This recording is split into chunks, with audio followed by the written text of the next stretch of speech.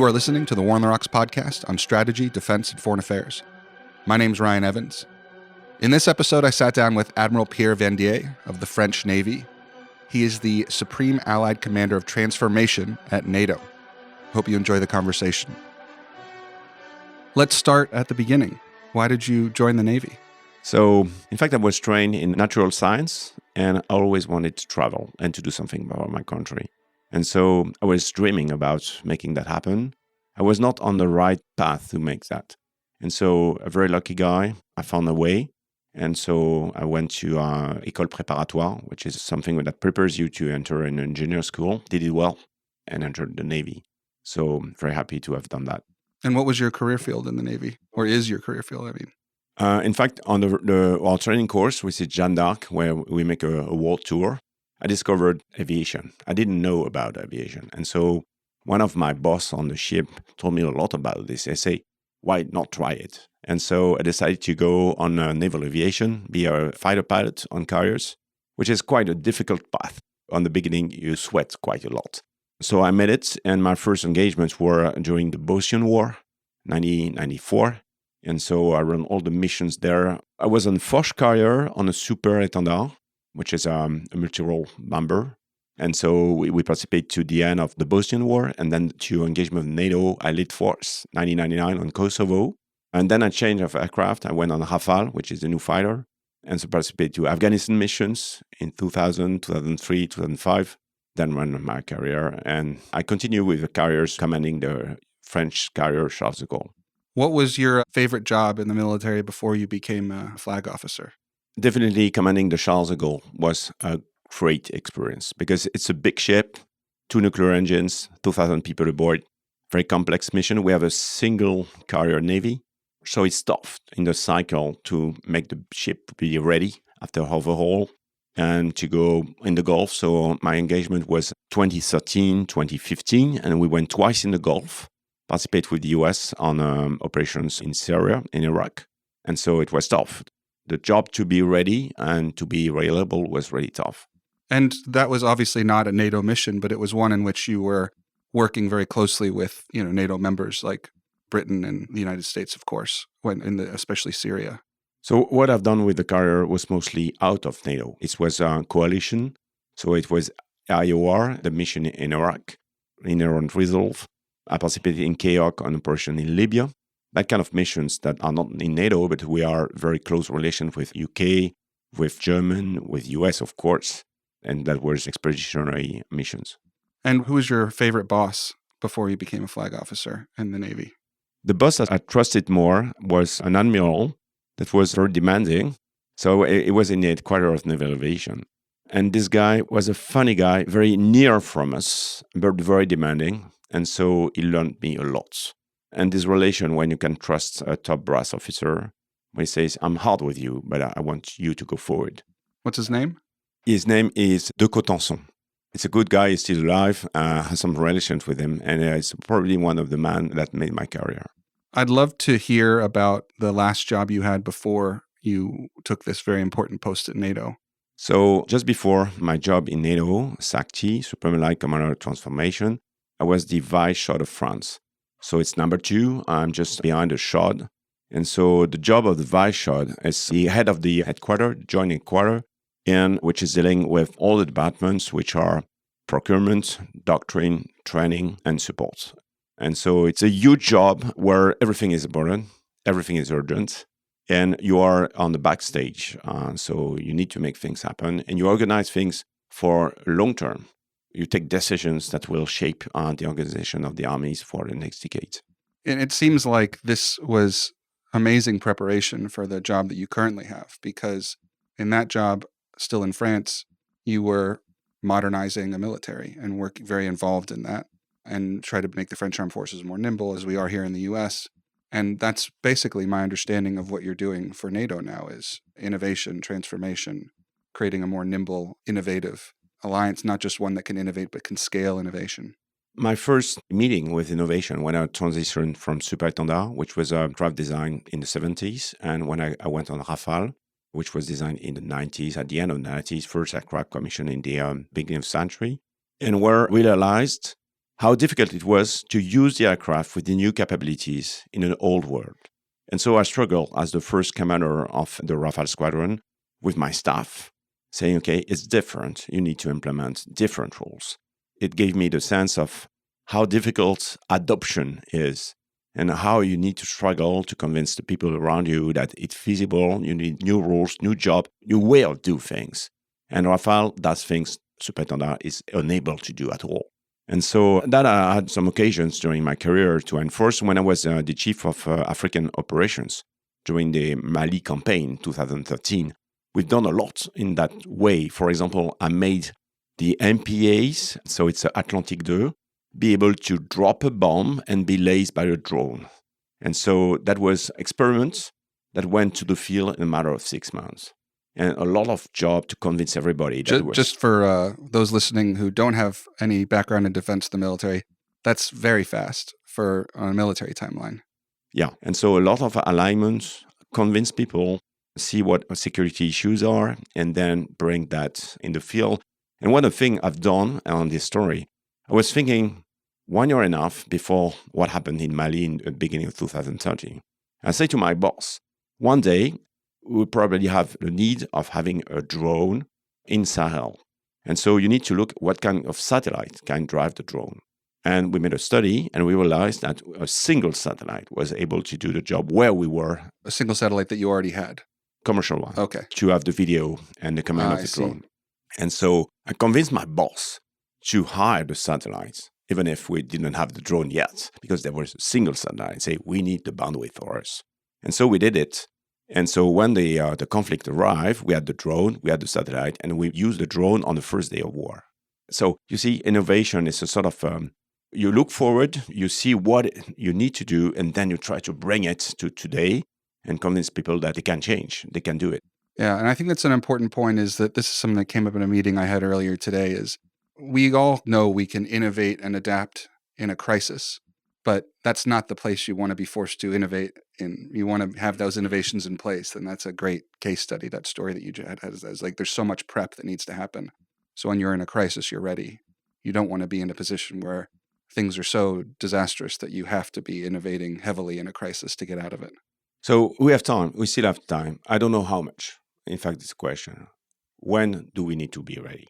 When I worked on the Sahel crisis, so at the time, I made some 1 year and a half of war game with my team. I was on G3, so G3 is operations. And so we made studies, wargaming, and said we should have that kind of requirements. We should have global theater comps. We should have GB12 on MPAs. We should have a drone, for example, all that kind of things. And we worked on parallel on it. And I had on my desk a first day war shopping list. When the war began, I went to see my boss, a 4-star general, chief of operations for France. I went with the shopping list. I say, sir, can I make my shopping list go? I say, yes, use it all. That was cool because the anticipation job we have made, which was a matter of 18 months, make some new tools brought to the war.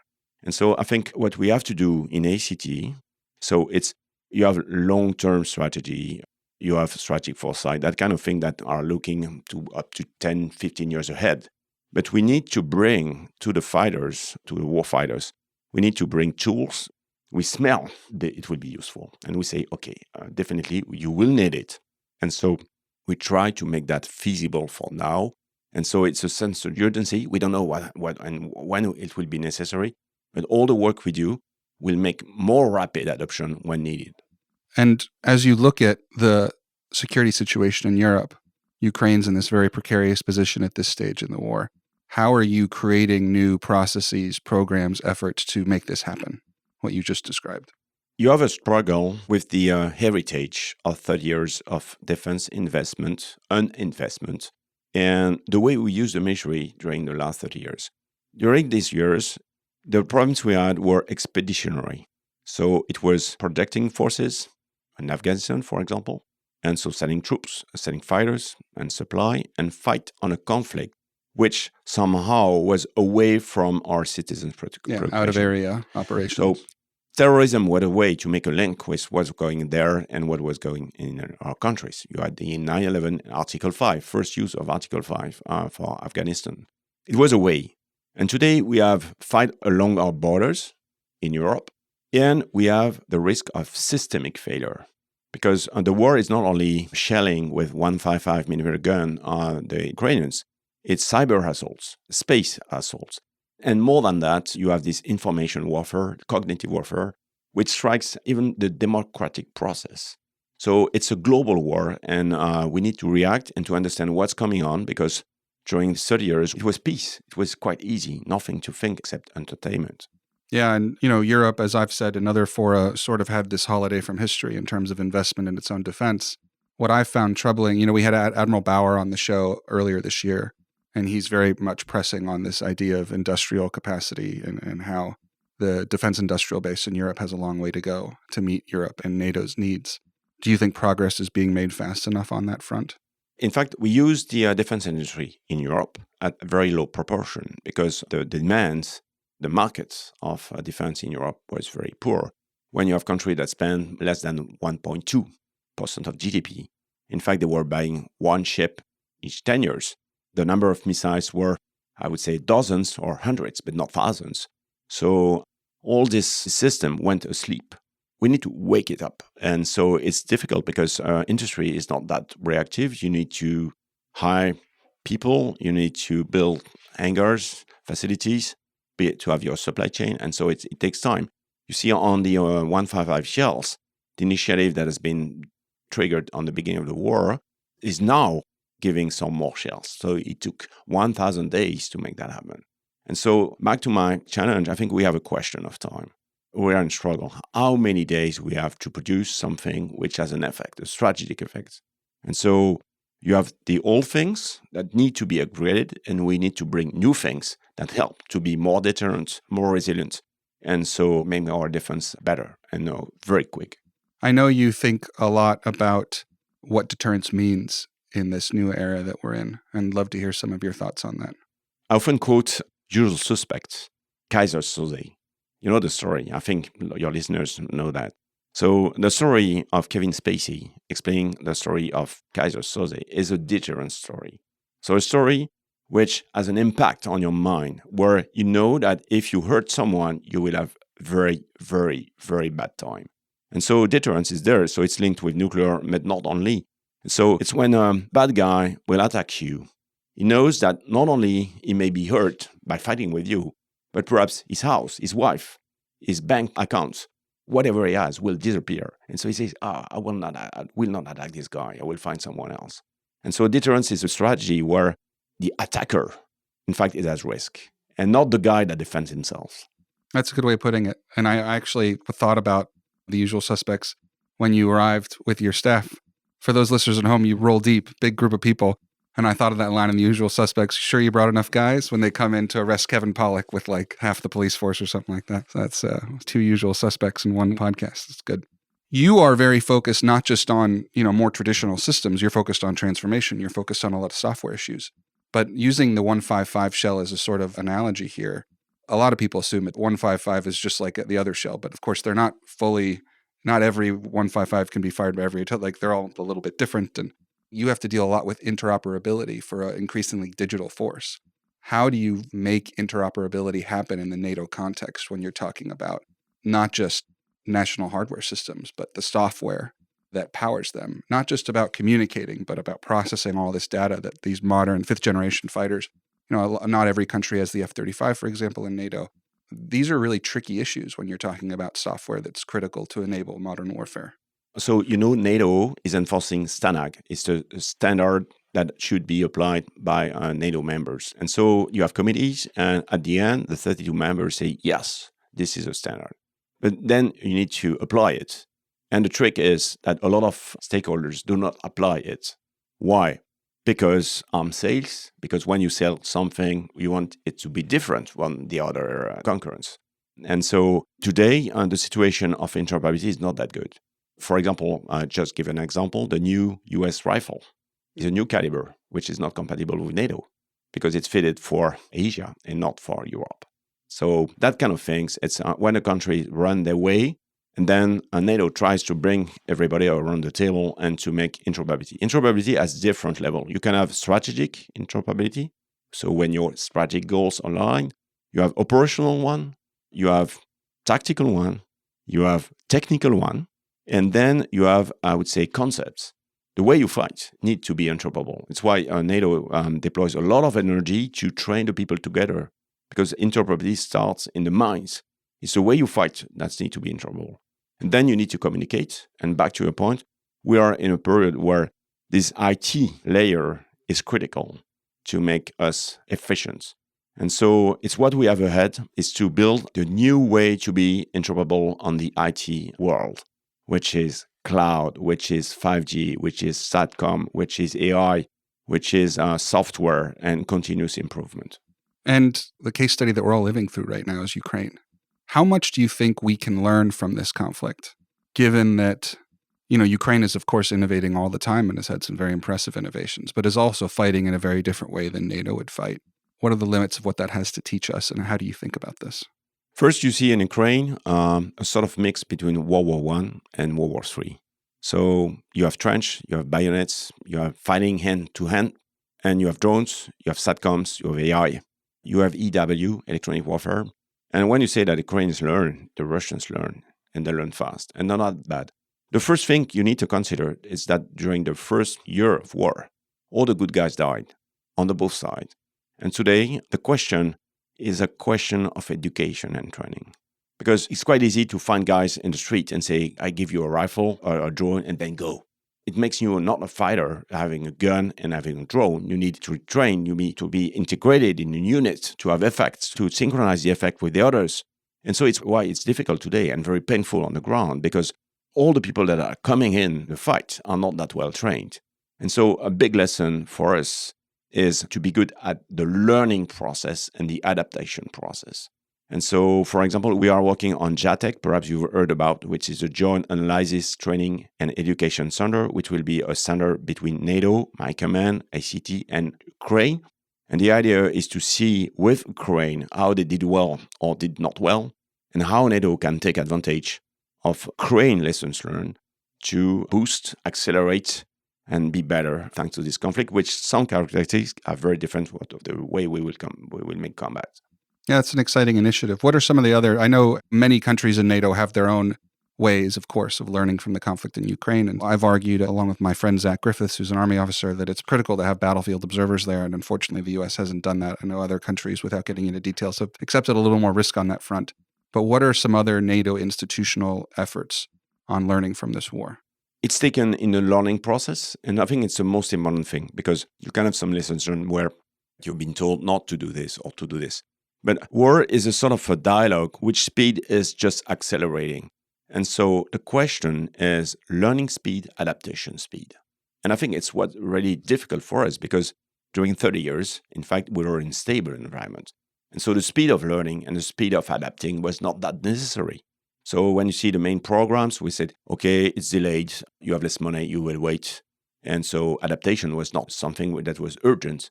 Today, it's a matter of a night. I'll give you an example to see in the commercial side.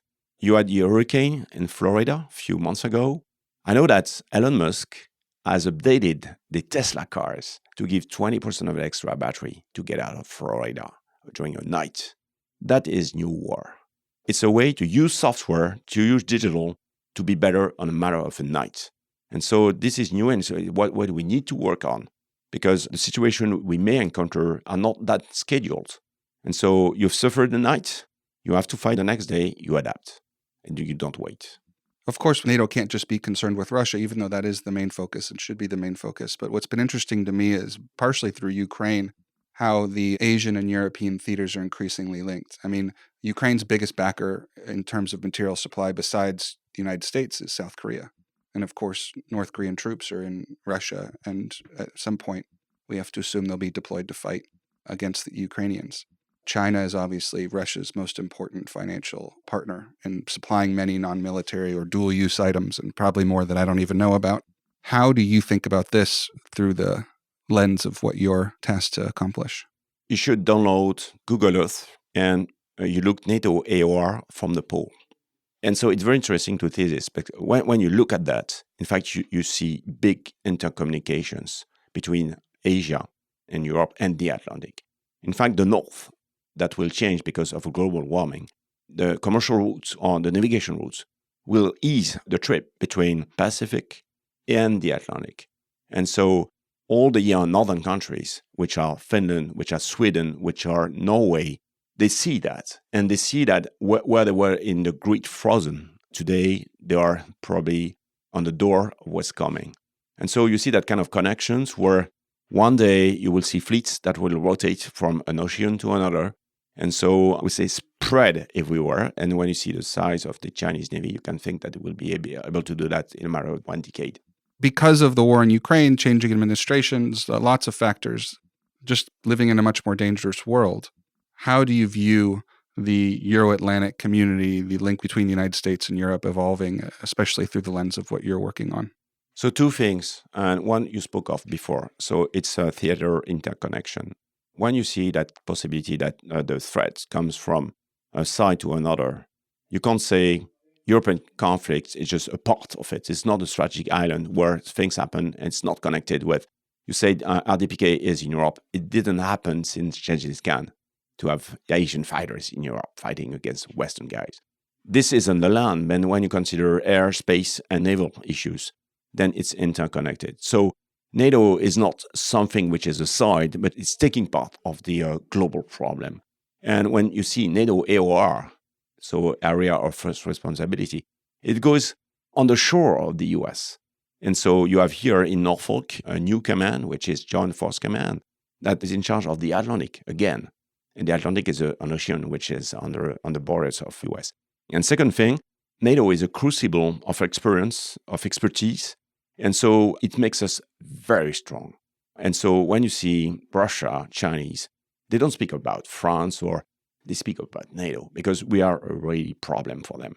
Because where you mix Finnish, Swedish, Norwegians, Spanish, French, US, and in my building, I have 1,000 people, best officers, working on the future, trying to mix their warfighting experience. Where do you find this on the earth? Nowhere, except in NATO. How closely do you coordinate or does your staff coordinate with national military organizations focused on the future? Like, for example, Army Futures Command, organizations, major commands that are tasked with similar missions as yours? So it's one of the reasons we are here in the US, in Norfolk.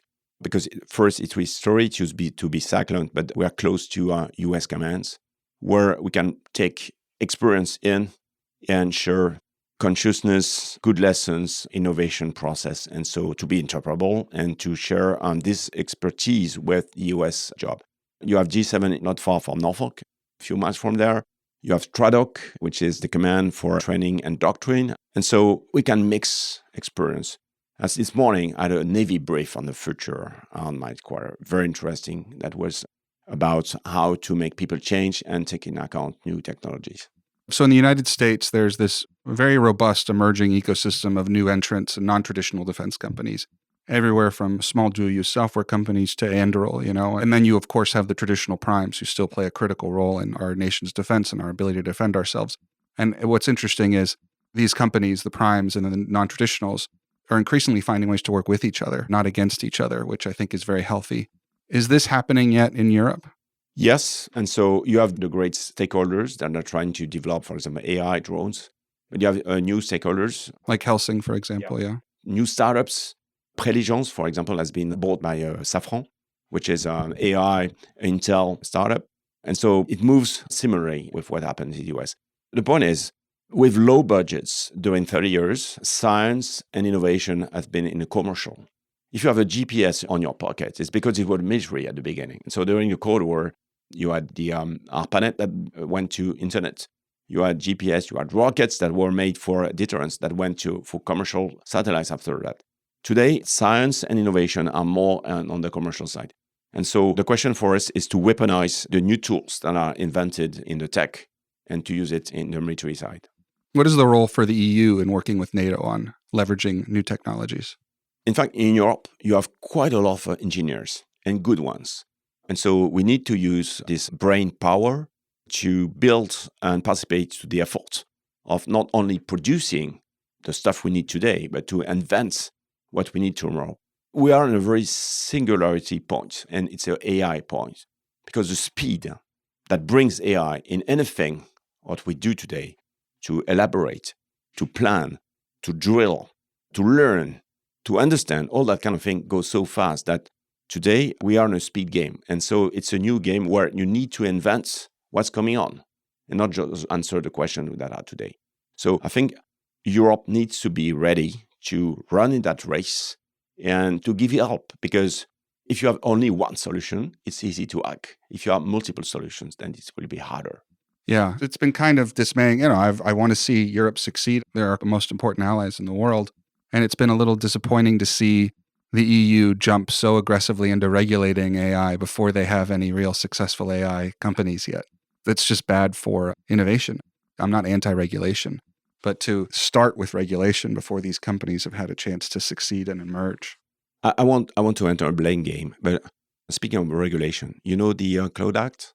It's not European one, it's US one. It's a story we write, the two of us, because when you have a Cloud Act where the US are free to go in the other's cloud overseas and to respond attacks from them, then you have a sovereignty problem. And so a lot of European stakeholders, I think, are very prudent on what comes with the new tech because they want to keep their sovereignty, their intellectual property. And so the regulation that have been made in Europe is to protect this, because European stakeholders don't want to be stolen. Say, I produce something and now it's in the AI, and so it doesn't belong to me. So that kind of thing is quite hard. That's fair. That's fair. I always like to ask leaders who come on the show about a book that's meant a lot to them. So what is a book that's meant a lot to you? So it's a book I read before taking the job of Chief of Navy. It's Trent Owen. It's a US historian. And the book is Learning War. The book story explains how the US Navy went from sail and steam to night combat during the Pacific War, 1944.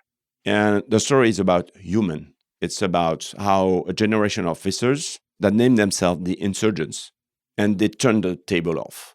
And they set a process of continuous improvement. The process was about artillery.